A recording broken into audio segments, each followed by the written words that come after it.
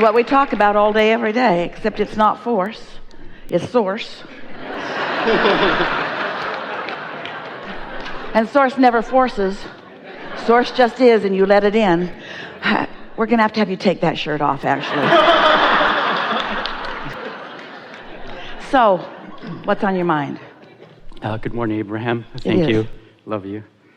I brought my treasure map this morning. I'm seeking clarity on manifestation. I'm able to win games by feeling what it would feel like to win the game. With the goal of creating enjoyment for the group, I can sway the outcome to even out wins for other people. I see this in other areas of my life. I like to share the good feelings and wealth. Is this intention of sharing with the group hampering my manifestation potential? Oh, you said so much, and it's all so good. So first of all, you're talking about your power of influence.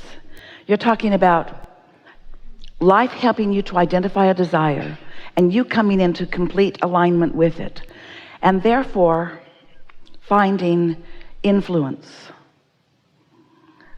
focusing without contradiction is powerful thought. There's such leverage in it. You're really going to like how all of this fits together. It's a perfect unfolding of questions which will give us the perfect trail for the answer that you're looking for. So start with the idea of influence and think about how it feels when you focus and you know even before there's evidence of you knowing. You just know. And then the evidence matches your knowing. So some would say, well, is he just psychic?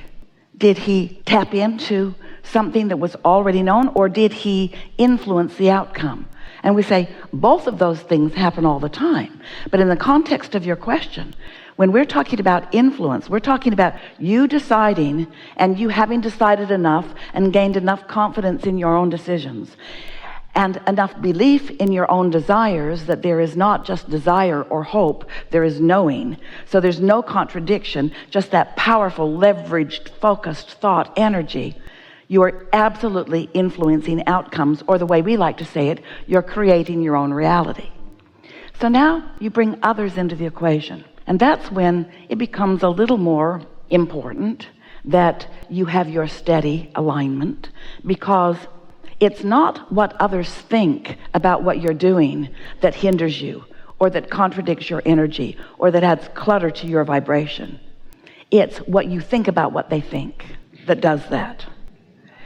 And so when you are sharing the outcome because you're just inspired to do so, so there's no contradiction whatsoever, then there's no contradiction whatsoever and all goes well.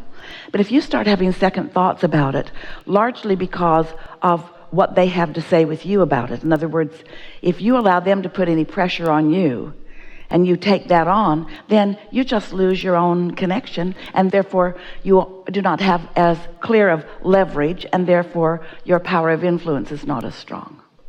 And then it just becomes a guessing game. And that's what makes people talk about odds and statistics, which are irrelevant to this conversation. Did we get there for you? Yes. More questions about it? I have another question. So that one is completely answered? Yeah, it's really hot here. Hot seat. Yes. All right.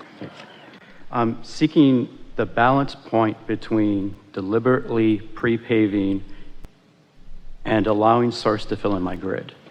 Where's the balance there? It is a really good question. And it's a question that starts in an even simpler place. Am I the deliberate creator of my own experience, or is somebody else creating it and I'm just allowing it to be? Which is what a lot of people think. But consider with us the process that we've been teaching you, that there are a few steps to the process. Step one is contrast helps you to clarify your desire. Bit by bit, you come to greater and greater clarity about what you are asking for. So step one is ask. Step two is source fills in all around that. Source fills in around it, holds a focus on your desire, absent of any of the resistance that you lived that made you come to the desire. Source just focuses on your desire, purely on your desire. And then law of attraction begins to respond to everything about it, to you and where you are, to your inner being or your source and where your source is. So as law of attraction responds to the desire that you have given birth to the desire that source is tending to and adding to, because all of the cooperative components are coming in response to source's point of view. So now step 1 has happened, and step 2 continues to happen, and then step 3 is you got to be in the receiving mode for you to receive the manifested version of what you've asked for. You ask, and the vibrational version began immediately. But the vibrational version, while it can feel good and while it can give satisfaction, is not enough. You're here in physical form. You want to manifest things. So you're manifesting. So now here's where the important, we don't want to say crucial because it's not risky. We don't want to say critical because it's not hard. But here's where the emphasis or the focus on your part comes. And here's where the distinction in your question is answered. So if you are clear about what you want and you find yourself not wavering in it, then the more attention you give to it, the more fun it is and the faster it comes about. But if you gave birth to something more based on what you didn't want, and so you gave birth to what you did want, but your vibration is more about what you don't want, which is pretty normal in the beginning, then the less involved in thinking about it you are, the better you will move it along. So here's the distinction that you're looking for. Am I the creator of my own reality, or am I just letting somebody else create my own reality? Am I just chilling while source takes over? And you have to understand that source didn't determine for you what to ask for. Source didn't decide for you. Your life experience caused you to ask. But it is based upon who you really are and how you want to feel. It's not possible for you as a human to ask for something outside of the asking that you as an extension of source would ask for without feeling negative emotion. In other words, you couldn't decide that you're going to do something that would negatively affect a large number of people and take your source along with you. Your source isn't going, which means you're going to feel a struggle or a tug of war in that process. So now ask your question again, exactly as you asked it before, because it was perfectly worded. I want to know the balance point, deliberately pre-paving and allowing source to fill in my grid. Do you like the idea of being a creator? Oh, yeah. So do you want somebody else to fill it all in for you? No. Well, isn't that the answer? But here's the thing that we really want you to understand. You don't know this usually, but you filled it all in as you were exploring contrast and asking for this and this and this and this and this. You want niceness, and you want prosperity, and you want to know your own value, and you want productivity, and you want personal expansion, and you want upliftment for yourself and for others. Through all that you've been living, you've been asking for specific things on all manner of subjects, and that vortex has been spinning that. It's been in the process of becoming, so it's been pre-paved. When you look at some of the processes that we've offered over the years, things like pre-paving, which means thinking intentionally, or scripting, which is like telling the story the way you want it to be, or defining what you want with more determination, more deliberateness, or focus wheels, or any of those things that we told you they are creative tools. What we now want you to hear is those weren't the tools that created it. Life helped you to create it. Those were the tools that helped you to line up with what you'd already created. Can you feel that? Yes. So the grid will fill in. Everything that you want will fill in. Everything that you want will fill in, unless you do that thing that you do that keeps that from happening. The analogy that you may have heard us use, it was our favorite for years. The cork is floating on the surface of the water, and that's up there where pure positive energy is. You can hold it under the water, force it down. That's what negative emotion is. But when you let go, it will bob back up. It will, because buoyancy is its natural state of being. And recently, we've been teasing you. We've been saying that some of you, it's like you're vacuuming your floor, but you are not plugging your vacuum cleaner in. So you're going through a lot of motion, and you look really diligent, and you should get some sort of credit for your effort. And you are making a lot of marks on the floor, which looks like something's going on, but you're not really fulfilling your intention unless the vacuum cleaner is plugged into the electricity so that it's sucking. So now imagine that you are the vacuum cleaner, and that the electrical cord knows that it wants to be connected to source. So it has a knowing consciousness of its own. It's just moving, looking for the plug. And unless you're swatting it out of the way, or tripping over it, or yanking on it, it will plug itself in. And so will you. In other words, unless you do that thing, you're already tuned in.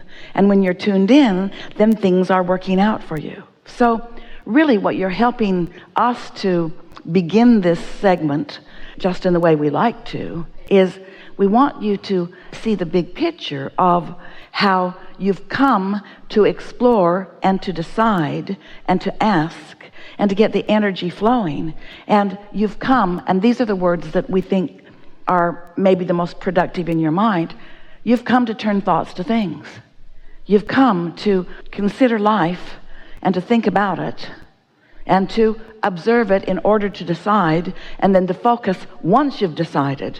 You've come to focus thoughts into things.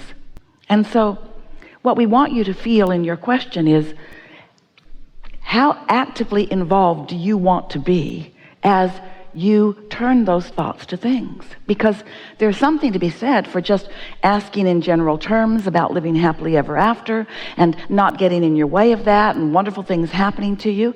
That's a pretty nice life. But there's something even more wonderful to be said about a contrast in life that makes you define what you specifically want, what you uniquely want, what you want as a result of this life experience and this particular exposure to this piece of life experience, and what it caused you to desire. Because this combination of beings has never been before into all of the universe. You have never been before unto all of the universe. In other words, you are uniquely you. You're all that you were, all that you've ever been, and now here you are with this set of contrasting experiences to inspire you to more evolution. And so, yes, the grid will fill in. Yes, it will happen. Yes, it is inevitable that it will. But you came to be a part of this creative process. You came to direct it. You came to define it. You came to experience the deliciousness of it, you see. You came for this reason, to feel the satisfaction of flowing energy toward things that your life has helped you to define.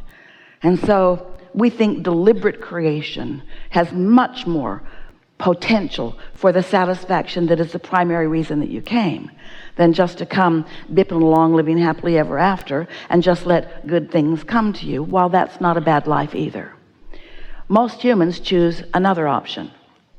They know what they don't want, and they know what they do want, but they focus more on what they don't want, so they don't let it come in any way, not really deliberately. They sort of stumble into their alignment. But when you start doing your alignment on purpose, and thinking on purpose, and guiding your thoughts on purpose, and when you know that you're in alignment, then really turning on the juice and really focusing and using your words to emphasize it, you can feel your personal power of influence.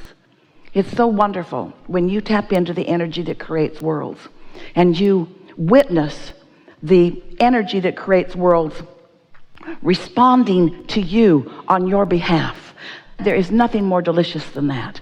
And when you are guiding it incrementally, that's when you're excited. That's what passion is. That's what exhilaration is. That's what your most alive state is. Helpful? Very much so.